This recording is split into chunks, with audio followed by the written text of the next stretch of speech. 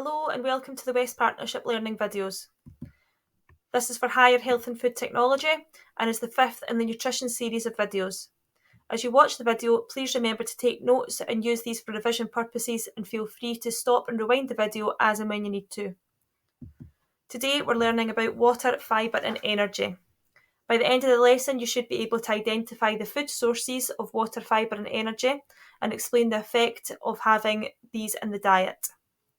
To explain effectively, you should be able to give a detailed function and a matching consequence of having or not having water, fibre and energy in the diet. Okay, so water is not a nutrient, but it is essential for life. We have to have it to be able to live. It's required for all bodily fluids like blood, saliva and urine. It's required to make these. It regulates body temperature through perspiration or sweating, which prevents us from overheating. It assists with the removal of unwanted waste products by being absorbed by dietary fibre, which makes the faeces soft and bulky, and that aids their removal. Obvious sources of water are bottled and tap water, but we also get water from foods like fruit and vegetables, soups and gravies.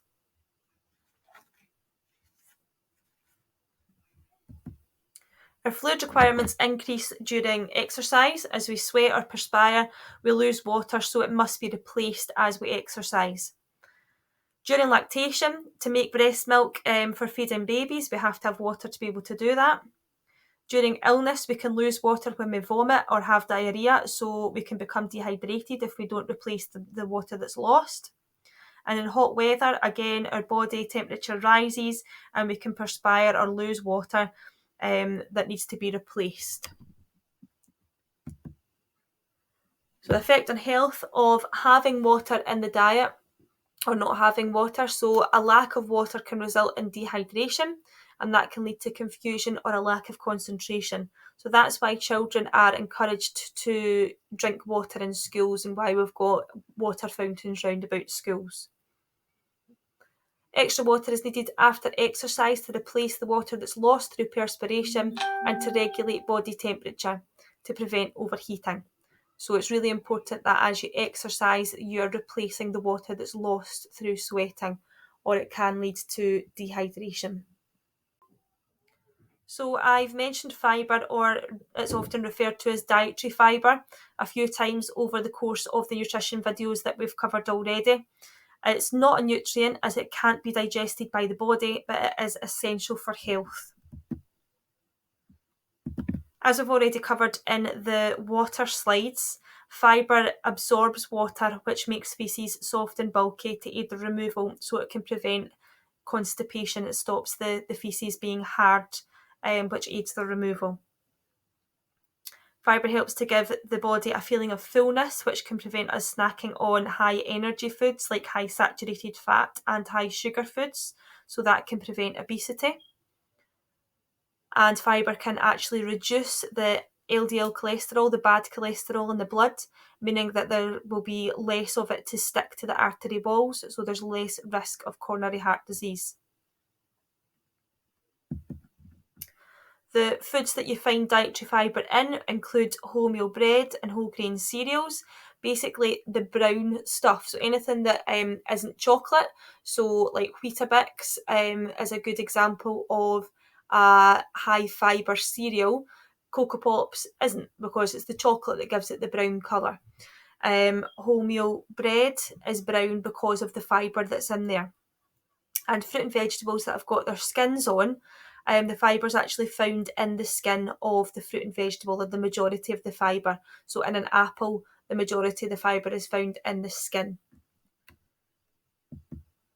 Too much fibre can actually have a negative impact though. So if we've got excessive amounts of fibre in our diet, then the fibre can bind to calcium, which can then hinder its absorption. So then it won't be available to do its job of developing strong bone mass and developing strong bones and teeth.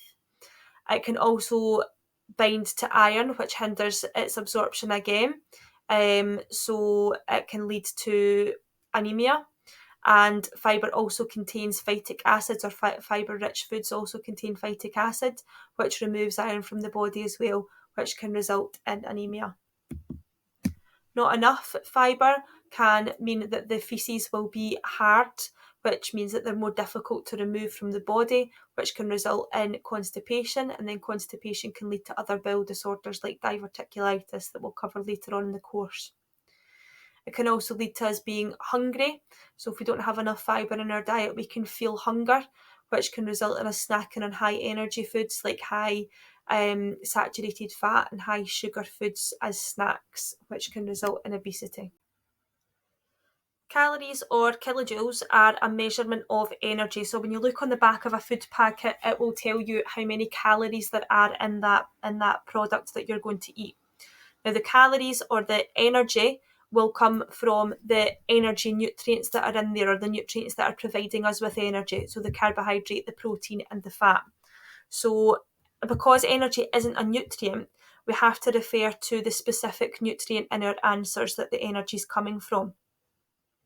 So we talk about energy a lot in nutrition answers, but we need to make sure that we refer to the nutrient that the energy is coming from. So we might say, for example, energy from the carbohydrate can be stored in the body, resulting in obesity. So because I've mentioned the carbohydrate there, I have shown the understanding that energy isn't a nutrient, it's the carbohydrate that's providing the energy. So as we've already covered in our previous slides, having too much energy can result in obesity or weight gain, because the excess energy, if it's not used through exercise, if you've got more energy coming in than you are using, your output energy, then it will result in weight gain. That can result in obesity, and then that can result in coronary heart disease. A lack of energy, so if our exercise exceeds the amount of energy that we had input that we've got, then it can lead to tiredness and weight loss. Okay, so what I want you to do is to summarise what you've learned today. As a little recap, I want you to write down what you think you've learned in today's lesson.